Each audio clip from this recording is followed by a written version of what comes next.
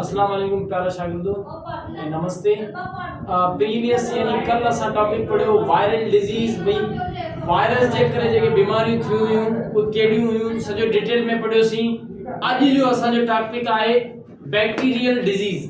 ॾिसो इन काइनात जे अंदर खोड़ सारा लिविंग क्रिएचर आहिनि जेके नेक्ड आइज आहिनि, जेके असां ॾिसी नथा सघूं।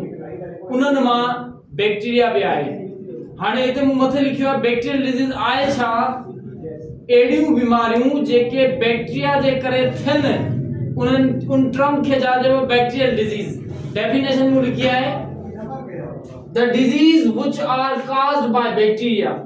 एडियूं बीमारियूं जेके बैक्टीरिया जे करे थियनि, उन्हनि बीमारियुनि जो नालो छा आहे? Bacterial disease. क्लियर आहे? हाणे हिते पहिरीं डिजीज अचे थी बैक्टीरियल डिजीज, उन जो नालो आहे स्ट्रेप थ्रोट। स्ट्रेप थ्रोट जो मतलब गलो जेका है उनमें सूर पवण, गले जे अंदर सूर थी पवे, उनके जेको स्ट्रेप थ्रोट। स्ट्रेप थ्रोट कंहिंजी बीमारी है? बैक्टीरिया जी डिजीज है। स्ट्रेप थ्रोट यानी गले में सूर, थ्रोट में सूर। Strep throat is an infection. ही सोजिश है, सोजी थी विंदी है, इन्फेक्शन थी विंदी है in which throat and tonsil affected. जंहिंमें असरअंदाज कहिड़ी शइ थींदी आहे? ही पंहिंजो गलो आहे, थ्रोट आहे, ही असरअंदाज थींदो। ऐं वात फाणींदासीं, ॾिसंदासीं काकड़ो, टॉन्सिल मतलब काकड़ो। ये ॿ शयूं इन्हनि में इन्फेक्शन अची वेंदी आहे। इन्ही खे मेडिकल में डिजीज के छा चइबो? Strep throat. स्ट्रेप थ्रोट छा आहे? बैक्टीरियल डिजीज आहे। समझी विया न? ठीक आहे। पोइ साइंस। अच्छा ॾिसो जी, मूं वायरस पढ़ाया तव्हांखे। वायरस काफ़ी हुआ जी। रेबीज जो वायरस केड़ो? रेबडो वायरस। कॉमन कोल्ड जुकाम जो वायरस केड़ो? Rhino virus. इन्ही वांगुर स्ट्रेप थ्रोट जो बैक्टीरिया जो भी नालो आहे। मूं लिखियो आहे हिते, it is caused by streptococcus bacteria. इन जो बैक्टीरिया खास किस्म जो है, जे मानू के गले में सूर, काकड़े में सूर, इन्फेक्शन थी वई है, वो छाजे करे थी है? बैक्टीरिया जे करे। उन बैक्टीरिया जो नालो है स्ट्रेप्टोकोकस बैक्टीरिया, जेको छा थो करे? काज इन्फ्लेमेशन, सोजिश पैदा करी छॾंदो आहे, इन्फ्लेमेशन पैदा करी छॾंदो आहे टॉन्सिल ऐं गले में। समझी विया? हाणे बींग अवां डॉक्टर थियो सुभाणे के मेडिकल शोबे में वञो, केर पेशेंट तव्हांजे घर अचे या पाण पेशेंट थियो, तव्हांखे कीअं ख़बर पवे त स्ट्रेप थ्रोट थी आहे? उन जो साइन सिम्पटम पढ़ूं था अॼु। साइन सिम्पटम मतलब निशान। ॾिसो, जेके स्ट्रेप थ्रोट थींदी उनके झटका ईंदा, चिल्स मतलब झटका ईंदा। ॿियो हेडेक, मथे में सूर हूंदो। लॉस ऑफ एपिटाइट, भूख बिल्कुल कोन लगनी। एपिटाइट यानी भूख, लॉस ऑफ एपिटाइट मतलब भूख जो बिल्कुल न लगण। एब्डोमिनल पेन, पेट वारे साइड, पेट जो जेको सूर आहे वो वधी वेंदो आहे, पेट में सूर थींदो।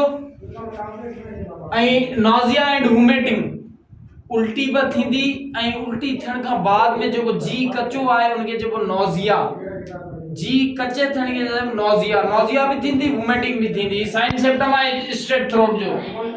क्लियर आहे? समझी विया न? ये स्ट्रेप थ्रोट जो साइन सिम्पटम आहे। बाकी मेडिसिन आहे, डॉक्टर प्रिस्क्राइब कंदो, फिजिशियन प्रिस्क्राइब कंदो। पाण त लिखी कोन सघंदासीं। पाण जॾहिं इल्मु हूंदो पढ़ंदासीं त ऑटोमेटिकली अची वेंदो। नेक्स्ट अदर डिजीज आहे बैक्टीरियल। बैक्टीरिया जे करे डिजीज ये भी बी आहे। उन बीमारी जो नालो आहे टीबी यानी ट्यूबरक्लोसिस। सिंधी में इनके चइबो सिल। पढ़िया हूंदा तव्हां? ठीक है। हाणे सिल ट्यूबरक्लोसिस आहे छा? Bacterial disease. भाई बैक्टीरिया जी बीमारी आहे न, मूं लिखियो आहे हिते tuberculosis is a bacterial disease. भाई ही छा जी बीमारी आहे? बैक्टीरिया जी, व्हिच अफेक्ट लंग, जेको असर कंदी लंग्स के। भाई फेफड़न के असर कंदी। फेफड़ जेके आहिनि उहे डैमेज थी वेंदा आहिनि कंहिंमें? टीबी जे अंदर। क्लियर आहे? समझी विया? माने ट्यूबरक्लोसिस कंहिंजी बीमारी आहे? लंग्स, फेफड़न जी, लंग्स जी आहे। लंग्स अफेक्ट थी वेंदा आहिनि। जीअं असां पढ़ियो स्ट्रेप थ्रोट जो बैक्टीरिया जो नालो हुयो स्ट्रेप्टोकोकस बैक्टीरिया। इन्ही वांगुर टीबी जो भी बैक्टीरिया आहे, उन जो नालो आहे माइकोबैक्टीरियम ट्यूबरक्लोसिस। मूं लिखियो आहे टीबी इज काज्ड बाय, यानी टीबी थिए थी कंहिंजे करे? माइकोबैक्टीरियम ट्यूबरक्लोसिस समझी वे ना हलो ते हाणे जूं साइन सिम्टम असा के की खबर पए हमरा के टीबी थी आए सिल थी आए साइन सिम्टम अलामतूं निशानियूं बेड कफ अबाउट 2 वीक 2 हफ्तन ताईं मुसलसिल उनके खंग थींदी खांसी थींदी खंगदो रहंदो 2 हफ्तन ताईं यानी क्रोनिक कफ हुंदी उनके अच्छा बियो पेन एट चेस्ट रीजन भाई बीइंग ए डॉक्टर आयो अगर पेशेंट अचे तो पान पेशेंट का पूछना थी भाई तवा के केतरन हफ्तन ताईं केतरा डी ताईं तवा की खंग थिए गई छाती में सूर आहे चए तो हां आए बिल्कुल ॿिया बि साइन सिम्टम आहिनि त टीबी वारे पेशेंट में छा थींदो पेन एट चेस्ट रीजन यानी छाती वारे हिस्से में सूर थींदो ठीक आहे ऐं कफ अप ब्लड आर स्प्यूटम जॾहिं टीबी वारो पेशेंट खंगदो कफिंग कंदो उन कफ में रत अचण जा चांस आहिनि कॾहिं कॾहिं रत कोन ईंदो आहे बलगम ईंदो बलगम घाटो ईंदो किनो येलो कलर जो या साए कलर जो बलगम उन टीबी जे पेशेंट के ईंदो आहे क्लियर आहे बियो वीकनेस कमजोरी थींदी आई वेट लॉस वजन ये नॉर्मल पेंजो आहे 40 आहे या 50 आहे जी टीबी जो पेशेंट हूंदो उनजो वजन आहिस्ता आहिस्ता घटंदो रहंदो अच्छा नाइट स्वेट रात जे वक्त पघर ईंदो ॾिसो काफी सालन खां पहिरीं टीबी जो कोर्स हलंदो 9 महीना हींअर टीबी जो कोर्स हले तो 6 महीना यो तो ॿुधो हूंदो मेडिसिन ॾियनि था 6 महीननि में 6 महीननि ताईं डोज खाइणो आहे अगर विचा हिकड़े ॾींहुं छॾी ॾिनो 2 ॾींहुं छॾी ॾिनो या 3 ॾींहुं छॾी ॾिना वरी शुरू खां खाइणो पवंदो क्लियर आहे टीबी समझ में अची वई हलूं था अॻिते डिजीज नेक्स्ट डिजीज आहे पंहिंजी पर्ट्यूसिस अदर नालो जो आहे whooping कफ यानी क्रोनिक खंग whooping कफ या pertussis it is respiratory disease कंहिंजी बीमारी आहे साह खणण वारे सरिश्ते जी बीमारी आहे दैट काज whooping कफ हिन में खंग कड़ी थी हूप यानी उन जो साउंड विसल लाइक सीटी वांगुरु आवाज ईंदो जीअं पेशेंट खंगंदो कफिंग कंदो उन जो आवाज जेका आहे वो सीटी वांगुरु ईंदो बकायदे whooping कफ ईंदो it is last for week और 1 मंथ यो खांसी उनके एक हफ्ते का 1 महीने ताईं मुसलसिल थींदी जी डॉग को बार कंदा आहिनि जेके कुत्ता हूंदा आहिनि कुत्ता खंगदा आहिनि इन टाइप जी खांसी थींदी कंहिंमें पर्ट्यूसिस बीमारी में ऐं पर्ट्यूसिस कंहिंजी बीमारी आहे बैक्टीरिया जी समझी विया ना यस सर क्लियर है अच्छा हाणे साइन सिम्टम असा की खबर पए हमरा के कफ थिया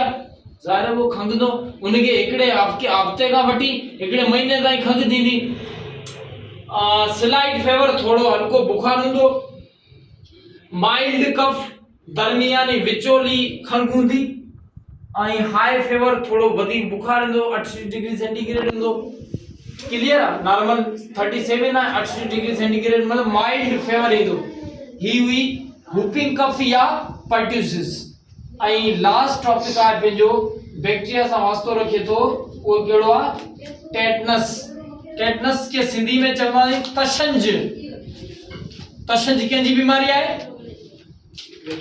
बैक्टीरिया जी क्लियर आहे हाणे आहे छा एडी सीरियस डिजीज ये शदीद बीमारी आहे थोड़ी शदीद आहे खतरनाक बीमारी आहे टेटनस अच्छा टेटनस बीमारी कंहिंजी आहे नर्वस सिस्टम यानी दिमाग जी बीमारी आहे क्लियर आहे आल्सो काज्ड बाय ही थियर थी स्पेशल बैक्टीरिया जे करे उन बैक्टीरिया जो नालो है टेटनाए बैक्टीरिया भाई सवाल अची वने tetanus is caused by which one of the following bacteria tetanus केड़े बैक्टीरिया जे करे थिए थी टेटनाए बैक्टीरिया लिखियो मुझे टेटनाए बैक्टीरिया इनमें थींदो छा it is also called log जा भाई जाबी है ना ये सफा लॉग थी हींअर आऊं ॻाल्हायां पियो मुंहिंजी हेठी जाबी आहे लोअर जा आहे इहो ज़ाहिर आहे मूवमेंट करे पई जॾहिं जंहिं पेशेंट के टेटनस थींदी ही जा काबू थी वेंदी न को खाई सघंदो ही सफा काबू थी वेंदी जा समझी विया हिन जो ॿियो नालो टेटनस जो आहे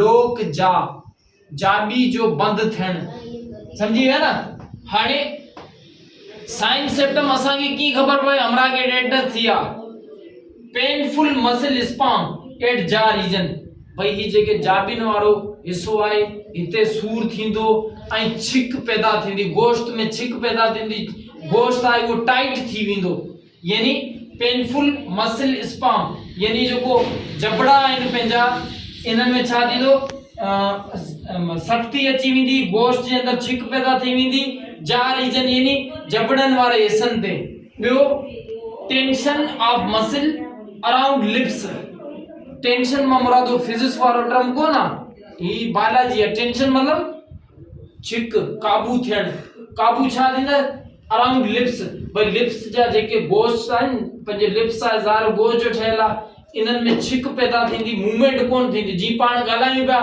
टेटनस वारो पेशेंट इजीली ॻाल्हाए कोन सघंदो क्लियर आहे यस चलो नेक्स्ट आहे science atom difficulty in swallowing food भाई खाधे के इड़काई कोन सघंदो उनके फ्लूइड असां नली जे ज़रिए ॾेई सघूं था अगर जेकॾहिं थोड़ी टेटनस आहे त खाधो हल्को हल्की ग़िज़ा ॾियूं था पर जेकॾहिं खतरनाक टेटनस आहे त हुन उहो खाधे के अंदरियां खां गिड़काई कोन सघंदो फूड के छा कंदो फूड डज नॉट स्वॉलोइंग मतलब खाधे के गिड़काई कोन सघंदो हेठ कोन वेंदो ॿियो रिजिड एब्डोमिनल मसल भाई पेट जो जेको गोश्त आहे वो सख्त थी वेंदो ये नॉर्मल आहे न पंहिंजो नॉर्मल आहे गोश्त मसल असां पेट के हथलाईंदासीं नॉर्मल आहे जॾहिं जंहिंखे टेटनस थींदी टेटन में छा थींदो रिजिड यानी सख्त थी वेंदो पेट वारो हिस्सो बाबा हेसि ताईं क्लियर थी वियो अॻिते हलूं बाक़ी अॻिते पाण हेसि ताईं वाइंड अप कयूं था इंशाल्लाह मज़ीद सुभाणे कंटिन्यू कंदासीं थैंक यू सर।